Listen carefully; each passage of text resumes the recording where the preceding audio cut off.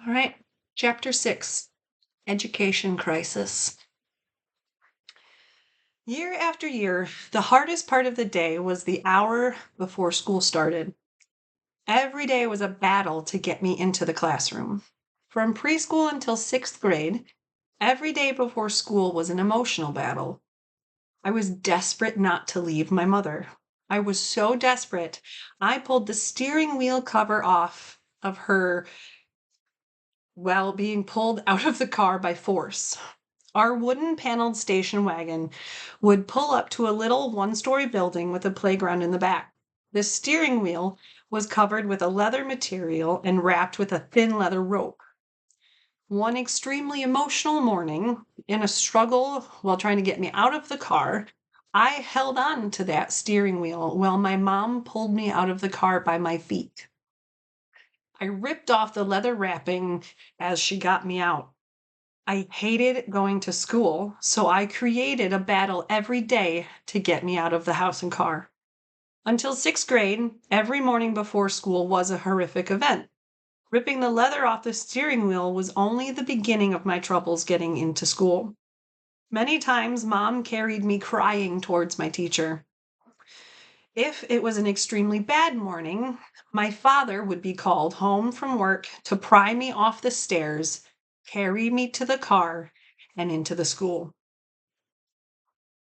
The rule of thumb was if you threw up, you got to stay home. I took that rule to heart and taught myself how to throw up when I got upset. I didn't have to use my finger or do anything physical. All I had to do was get myself emotionally worked up, and I would be able to throw up. I could create panic attacks to give me a reason to stay with my mom. Mom figured out what I was doing. She figured out I wanted to stay home to be with her. I was afraid that if I wasn't there to make sure she was okay, she wasn't going to be there when I got home from school. Our situation at home had me scared to leave her. My attendance at school was abysmal because of my emotional state. My grades and learning did not suffer, but my first teachers were not sympathetic to my emotional needs. Preschool was difficult, but made easier because the middle sister is only 1 year older, so we were grouped together. Unfortunately, she could not be in my classes the rest of my life. Once I wasn't in preschool with my sister, I was lost. I needed a safety net at school, but couldn't find one. Being yelled at was my worst fear while I was in the classroom. I didn't want to let my mom down. I didn't want her called and told that I was being bad. I remember being tested on colors by coloring fish with crayons. So we couldn't cheat. Brown dividers were put all around our desk. The thought of cheating terrified me because I didn't want to get in trouble. Kindergarten was the worst year of all. I had a pair of dangly gold earrings that I loved to wear. They didn't match my outfit, but it didn't matter to me. In the classroom, there was a large circle with letters and the alphabet. All children were assigned a letter to sit on during activities. One day, one of the earrings fell off and the child next to me stomped on it. I started crying, but all the teacher did was give me a dirty look. To give me comfort, I had at least one friend. There is a benefit to having a sister 1 year older than you. The middle sister had become friends with another girl in the neighborhood. Not only did this family have a kid the same age as my sister, the family included two girls that were my age. Before kindergarten started, I had two friends. When my older sister got to have a play date, I would tag along. Little did I know that their environment was more toxic than I could have imagined. One of the two friends my age was put in my kindergarten class. This friend changed my life. 35 years later, and we are still best friends. The story of learning we were true friends started on the alphabet circle. In kindergarten, each child was assigned a letter to sit on during circle times. My name starts with W. Her name starts with M. When upside down, they are easy to confuse. We would switch letters on accident and sometimes on purpose. All three friends, me and the two stepsisters, would get off the bus together and eat mac and cheese while eating Muppet Babies at my house every Tuesday. We were lucky enough, we lived close enough in the neighborhood that we could bike to each other's houses. It was in the basement of my friend's house that I watched the O.J. Simpson chase. We were watching Wizard of Oz and it kept getting interrupted by the news. Eventually, we gave up trying to watch our movie and did crafts. The neighborhood and school was declining. Crime and violence was going up in the area, so our best friends moved away. It wasn't an option being in the same class anymore. Now, instead of riding our bikes to see each other, we had to beg our parents to drive 45 minutes one way. We went from friends that we saw each other every day to friends that saw each other every 6 months. Our friendships faded as we dealt with our own toxic environments. We lost touch because there was no email or cell phones. We grew apart and lost touch unless our older sisters decided to hang out. I remember my first grade teacher's name. I remember she got pregnant halfway through the year.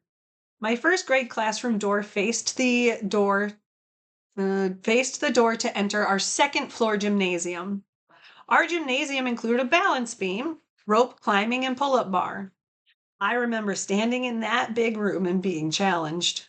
By then, I had broken both wrists, so I brought letters from my mommy telling my teacher I could not perform push ups or pull ups because of wrist pain. I remember the hallway well because I have had many emotional conversations with teachers there. I was terrified to watch Return of Jafar as a class movie. I hadn't learned to tie my shoes yet and was pretending with slip on shoes. I was in trouble because I wasn't trying. The lower level of the school hallways is the location for my worst childhood nightmare. Walking into the back staircase, it is possible to go to the upper level or to the lower level for kindergarten. You walk in, you go like up or you go down. My dream begins in the lower level of the hallway lined with lockers. The lights are dark and it's hot, sticky. All classroom doors are locked, and the only way to run is forward. The devil is chasing me. I run towards the other staircase at the end of the long hallway, away from the devil, as he follows out of the mist. I reach the only other staircase that leads up to a wide area, large plateau bathed in light. When I think I'm safe, I realize I'm on the upper floor outside of my gymnasium and the first grade classroom. The devil is still chasing me, and I have to run. I run in circles trying to escape, but there is no other path for me to run. What I learned in first grade was that I exceeded in wooden 3D jigsaw puzzles. Jigsaw puzzles entertained me for hours at home. As a group, the first graders tried to decide how to build the dinosaur puzzle. I got so frustrated at the lack of progress and that no one listened to me. After school, I asked the teacher if I could bring the puzzle home to work on it. The next day, I brought it back completed. My 3D puzzle dinosaur was on display all year. That dinosaur gave me confidence every time I looked at it. A memory my fellow first graders probably don't want to remember is when I got sick. For some reason, I was sitting on the lap of an adult. I was unable to control the anxiety caused nausea building inside of me. I projectile vomited across my whole first grade class. Kids didn't like me much after that. Second grade did not improve my popularity. Really, the only reason I had friends was because I would befriend all the kids that were alone. There was a new girl in the class, so that also lived down the street from me. I didn't want to be alone, so I figured they didn't want to be either. We could be alone together. I was a good student on the days I was actually at school. I was smart, and I always did my work. I listened in class. I answered correctly when called upon. It was common knowledge that I threw up a lot. I was nice enough, but kids didn't really want to be around me. My third grade teacher helped make amazing memories. I was part of a braiding chain with other girls during carpet time. We had a pet hamster that had babies on a boy in class. I remember my teacher's name and her classroom layout. Third grade had been the most fun at school I'd ever had. Fourth grade was life-changing. When going to see what teacher I had been assigned, Mom overheard a boy complaining that I was in his class. Not only did the boy have a negative attitude about me being in class, but so did the teacher. For the first few days of that school year, Mom had to walk me to the classroom. How the teacher treated me as a struggling student was not acceptable to my mom. She finally understood the pain I was feeling every day, facing the same people day after day that hated me. Out of mercy, she made the decision to homeschool me. Mom found a way to keep my education going despite no internet. I was not the only daughter suffering because of school. The oldest daughter was suffering medical issues like back pain and OCD. The school had been declining in quality and making our mother question what education we were receiving. My mother knew the importance of competent and compassionate teachers. It didn't matter that our father was on the school board of education. It made sense to have the oldest and youngest daughters now get homeschooled. Each day after the middle sister went to school with her awesome teacher, the two sisters at home went to work. Each day we were required to complete the pages Mom had assigned for the day. If we had questions, we were allowed to call Mom at work. Otherwise, my sister could usually answer my questions because she was 3 years older. If we wanted to go outside during school hours, my sister would hide me in the wagon. Covered in blankets, she would pull me in the wagon around the block. We were afraid to get in trouble, and even more afraid to get our mother in trouble. We behaved for her. Well, in the waiting room at the dentist's office, my mom figured out that I am a hands-on kinesthetic learner, or a tactile learning is how my brain comprehends information. Mom was trying to review materials with me while we waited for yet another dentist appointment. She thought I was too distracted playing with her black and silver heart necklace while bouncing from chair to chair to answer her questions correctly. To her surprise, without making eye contact, I answered every single question correctly. I was able to thrive if there was background noise like TV or music instead of silence. Silence and being still was distracting to me.